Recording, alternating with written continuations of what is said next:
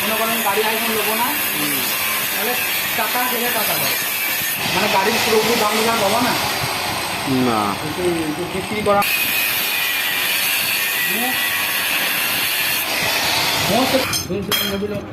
গাড়ি লেগে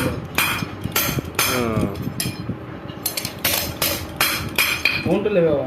ফার্স্ট ওই 1.5 কোটি এরকমই না ওসব ধান্দা সবাই যাবে, না না যে কাজটা করছে সে কাজটা একটা তুলে দেয়।